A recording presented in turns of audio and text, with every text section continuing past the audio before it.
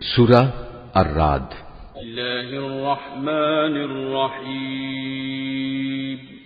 রহমান রহিম আল্লাহ তাআলার নামে। আলিফ লাম মিম র, এগুলো হচ্ছে আল্লাহর কিতাবের আয়াত এবং যা কিছু তোমার মালিকের পক্ষ থেকে তোমার উপর নাজিল করা হয়েছে তার সবই সত্য, যদিও অধিকাংশ মানুষই এর উপর ঈমান আনে না। তিনি আল্লাহ তাআলা যিনি আসমান সমূহ কোন রকম স্তম্ভ ছাড়াই উঁচু করে রেখেছেন, অতঃপর তিনি আরশে সমাসীন হলেন এবং তিনি সূরজ ও চাঁদকে একটি নিয়মের অধীন করে রেখেছেন। গ্রহ তারকার সব কিছুই একটি সুনির্দিষ্ট সময়সীমা পর্যন্ত আবর্তন করতে থাকবে। তিনি সব কাজের পরিকল্পনা ও নিয়ন্ত্রণ করেন। তিনি তার কুদরতের সব নিদর্শন তোমাদের কাছে খুলে খুলে বর্ণনা করেন, যাতে করে তোমরা কিয়ামতের দিন তোমাদের মালিকের সাথে দেখা করার বিষয়টি নিশ্চিতভাবে মেনে নিতে পারো। তিনি তোমাদের জন্য এই জমিন বিস্তৃত করে দিয়েছেন এবং তাতে পাহাড় ও নদী বসিয়ে দিয়েছেন। সেখানে আরো রয়েছে রং বেরঙের ফল ফুল, তাও বানিয়েছেন আবার জোড়ায় জোড়ায়। তিনি দিনকে রাতের পোশাক দ্বারা আচ্ছাদিত করেন। অবশ্যই এ সব কিছুর মাঝে তাদের জন্য প্রচুর নিদর্শন রয়েছে যারা সৃষ্টি প্রক্রিয়া সম্পর্কে চিন্তা ভাবনা করে।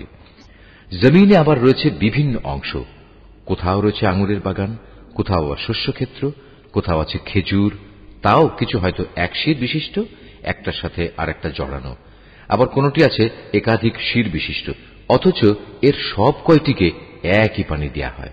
তা সত্ত্বেও আমি স্বাদে গন্ধে এক ফলকে আরেক ফলের উপর প্রাধান্য দিয়ে থাকি। আসলে এ সব কিছুর মধ্যে সে সম্প্রদায়ের জন্য বহু নিদর্শন রয়েছে যারা বোধ শক্তি সম্পন্ন। হে নবী, যদি কোনো কথার ওপর তোমার আশ্চর্যান্বিত হতে হয়, তাহলে আশ্চর্য হবার মতো বিষয় হচ্ছে তাদের সে কথা যখন তারা বলে, একবার মাটিতে পরিণত হবার পরও কি আমরা আবার নতুন জীবন লাভ করব? এরা হচ্ছে সেসব লোক যারা তাদের মালিককে অস্বীকার করে। এরা হচ্ছে সেসব লোক যাদের গলদেশে কিয়ামতের দিন লৌহ শৃঙ্খল থাকবে। এরাই হচ্ছে জাহান্নামের অধিবাসী, সেখানে তারা চিরকাল অবস্থান করবে। এরা তোমার কাছে হেদায়েতের কল্যাণের আগে আযাবের অকল্যাণই ত্বরান্বিত করতে চায়, অথচ এদের আগে আযাব নাজিলের বহু দৃষ্টান্ত গত হয়ে গেছে।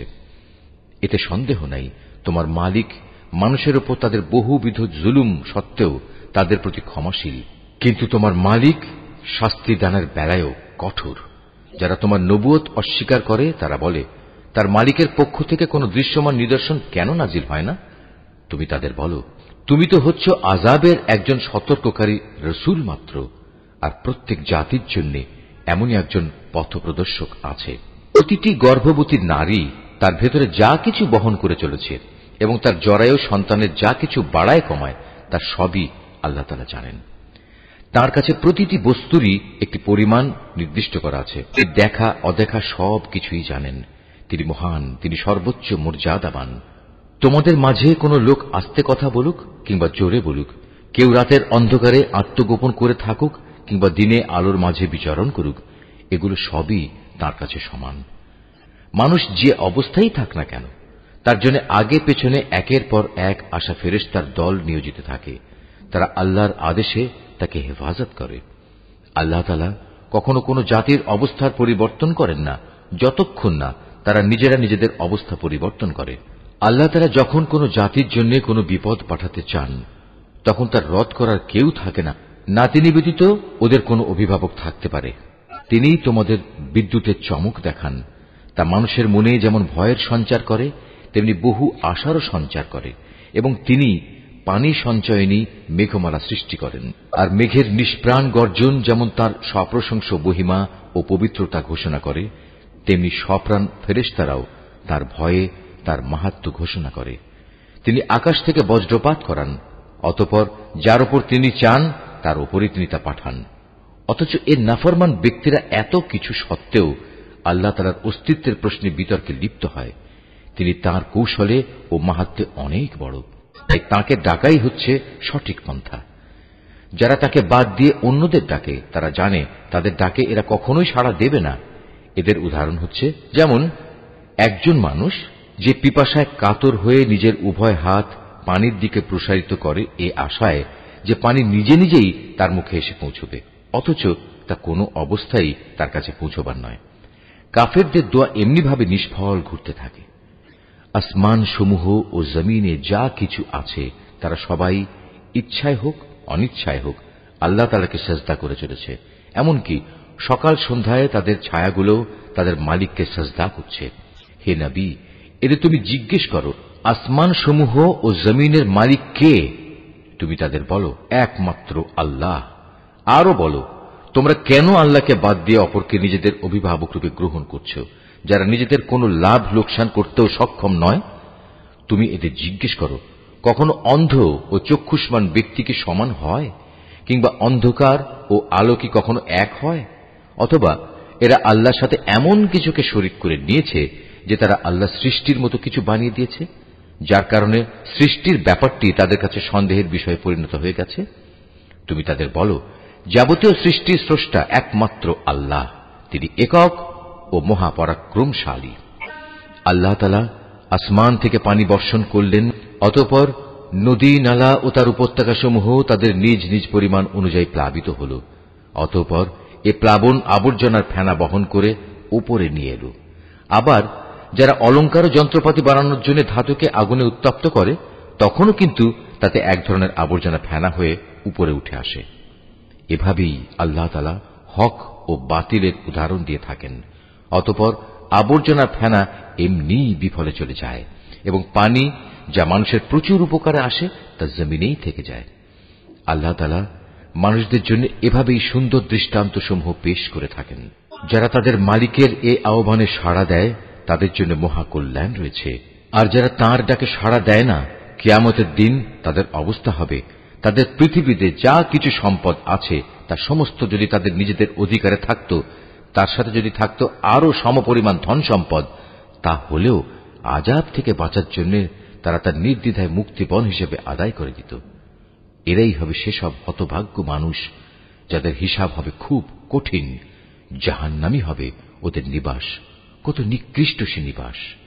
যে ব্যক্তি জানে যে তোমার মালিকের পক্ষ থেকে যা কিছু তোমার উপর নাজিল করা হয়েছে তা একান্তই সত্য, সে কি করে এমন ব্যক্তির মতো হবে যে এ সব কিছু দেখেও অন্ধ হয়ে থাকে? একমাত্র বোধ শক্তি সম্পন্ন ব্যক্তিরাই শুধু উপদেশ গ্রহণ করতে পারে।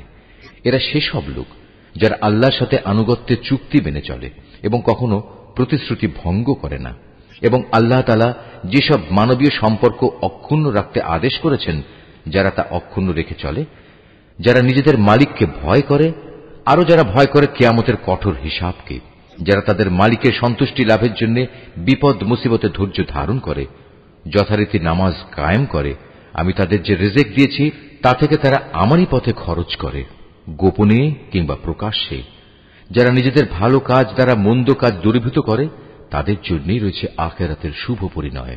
সেটা হচ্ছে এক চিরস্থায়ী জান্নাত। সেখানে তারা নিজেরা যেমনি প্রবেশ করবে, তেমনি তাদের পিতামাতা, তাদের স্বামী স্ত্রী ও সন্তান সন্ততিদের মধ্যে যারা নেক কাজ করেছে তারাও প্রবেশ করবে জান্নাতের প্রতিটি দরজা দিয়ে। তাদের অভ্যর্থনা জানানোর জন্য ফেরেশতারাও তাদের কাছে আসবে। তারা বলবে, আজ তোমাদের উপর শান্তি বর্ষিত হোক। দুনিয়ার জীবনে তোমরা যে পরিমাণ ধৈর্য ধারণ করেছ, এটা হচ্ছে তার বিনিময়।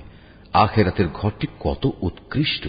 অপরদিকে যারা আল্লাহর সাথে ইবাদতের প্রতিশ্রুতিতে আবদ্ধ হওয়ার পর তা ভঙ্গ করে, যেসব সম্পর্ক আল্লাহ তাআলা অক্ষুণ্ণ রাখতে বলেছেন তা ছিন্ন করে, সর্বোপরি আল্লাহর জমিনে বিপর্যয় সৃষ্টি করে বেড়ায়, তাদের জন্য রয়েছে আল্লাহ তাআলার অভিশাপ এবং তাদের জন্যই রয়েছে আখিরাতের নিকৃষ্ট আবাস। আল্লাহ তাআলা যার জীবনোপকরণে প্রশস্ততা দিতে চান তাই করেন, আবার যাকে তিনি চান তার রিজিক সংকীর্ণ করে দেন।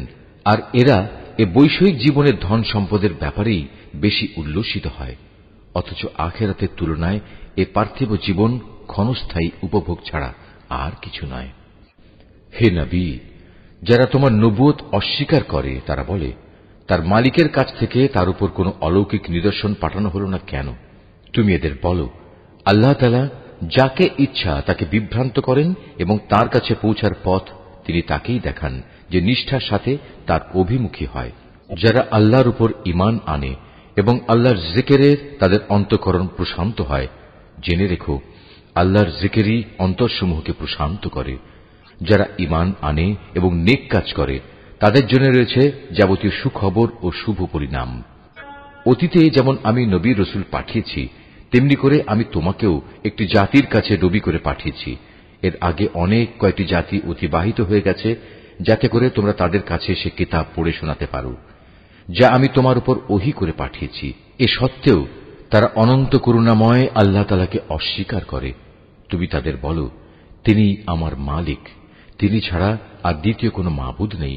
সর্বাবস্থায় আমি তাঁর উপরই ভরসা করি, তাঁর দিকেই আমার প্রত্যাবর্তন। যদি পাহাড় সমূহকে কোরআনের অলৌকিক ক্ষমতা দিয়ে গতিশীল করে দেয়া হতো, কিংবা জমিন বিদীর্ণ করে দেয়া হতো, অথবা তার মাধ্যমে যদি মরা মানুষকে দিয়ে কথা বলানো যেত, তবুও এর নাফরমান মানুষগুলো ঈমান আনত না। কিন্তু আসমান জমিনের সমস্ত ক্ষমতা একমাত্র তাঁরই হাতে। অতঃপর ঈমানদাররা একথা জেনে কি নিরাশ হয়ে পড়ল যে আল্লাহ তাআলা চাইলে সমগ্র মানব সন্তানকেই হেদায়েত দিতে পারতেন? এভাবে যারা কুফরের পথ অবলম্বন করেছে তাদের কোনো না কোনো বিপর্যয় ঘটতেই থাকবে, কিংবা তাদের নিজেদের ওপর না হলেও আশপাশে তা আপতিত হতে থাকবে, যে পর্যন্ত না তাদের জন্য আল্লাহ তাআলার চূড়ান্ত আযাবের ওয়াদা সমাগত হয়। আল্লাহ তাআলা কখনোই প্রতিশ্রুতি ভঙ্গ করেন না। হে নবী, তোমার আগেও নবী রসুলদের ঠাট্টা বিদ্রূপ করা হয়েছে। অতঃপর আমি প্রথমে তাদের কিছু অবকাশ দিয়েছি যারা কুফরি করেছে। এরপর আমি তাদের কঠোর শাস্তি দিয়েছি। কত কঠোর ছিল আমার আযাব! যিনি প্রত্যেকটি মানুষের উপর তাঁর দৃষ্টি প্রতিষ্ঠিত রাখেন যে সে মানুষটি কি পরিমাণ অর্জন করেছে, তিনি কি করে অন্যদের মতো হবেন? ওরা আল্লাহর সাথে শরীক করে রেখেছে। হে নবী, এদের তুমি বলো, ওদের নাম তো তোমরা বলো, অথবা তোমরা কি আল্লাহ তাআলাকে এমন শরীকদের সম্পর্কে খবর দিতে চাচ্ছ যাকে তিনি জানেনই না?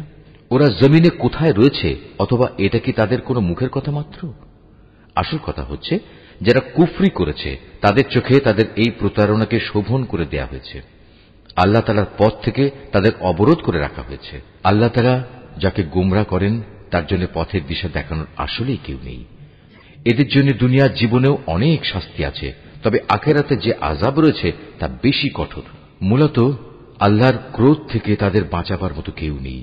পরেজগার লোকদের সাথে যে জান্নাতের ওয়াদা করা হয়েছে তার উদাহরণ হচ্ছে যেমন একটি বাগান, তার নিচ দিয়ে ঝর্ণাধারা প্রবাহিত হচ্ছে, তার ফল ফলারি হচ্ছে চিরস্থায়ী, এবং সে বাগানের গাছসমূহের ছায়া রয়েছে।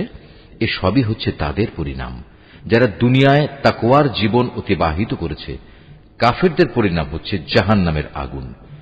হে নবী, যাদের আমি ইতিপূর্বে কিতাব দান করেছিলাম তারা তোমার উপর যা কিছু নাজিল করা হয়েছে তাতে বেশি আনন্দ অনুভব করে। এই দলে কিছু লোক এমনও আছে যারা এর কিছু অংশ অস্বীকার করে। তুমি এদের বলো, আমাকে তো আল্লাহর ইবাদত করার আদেশ দেয়া হয়েছে, আমি তো আরো আদিষ্ট হয়েছি যেন আমি তার সাথে কোন রকম শরীক না করি। আমি তোমাদের সবাইকে তাঁর দিকেই আহ্বান করছি, তাঁর দিকেই আমার প্রত্যাবর্তন। হে নবী, আমি এভাবেই এ বিধান তোমার উপর আরবি ভাষায় নাজিল করেছি যেন তুমি সহজেই বুঝতে পারো।